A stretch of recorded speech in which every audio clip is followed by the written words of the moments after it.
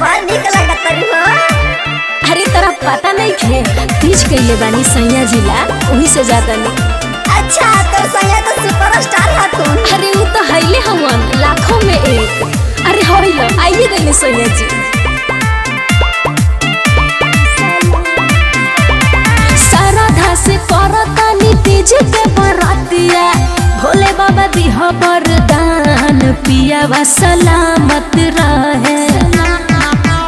ए जी साराधा से करतानी तीज के बरातिया भोले बाबा दिह वरदान पियावा सलामत रहे। पियावे में बसेला परान पियावा सलामत रहे।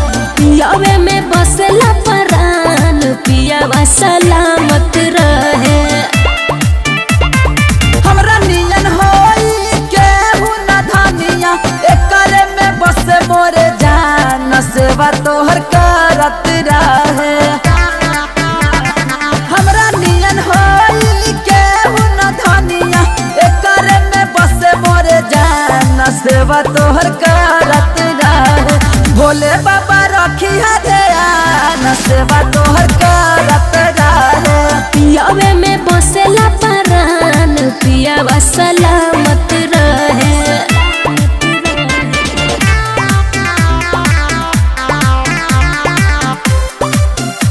म्यूजिक बाय संतोष राज।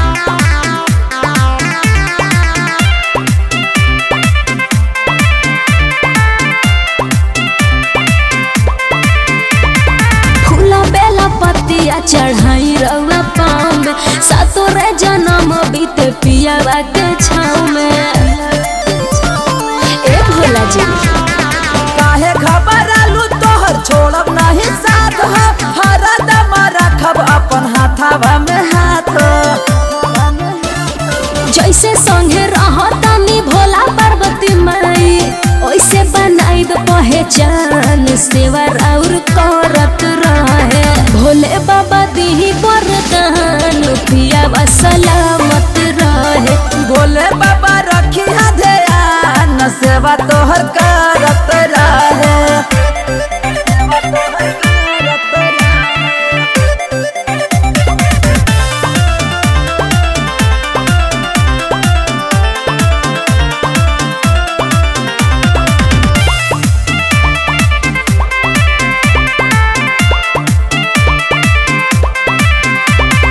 फलला फुलात रहे घर परिवार जी बाबा हमर बतिया पकड़ी ह विचार जी।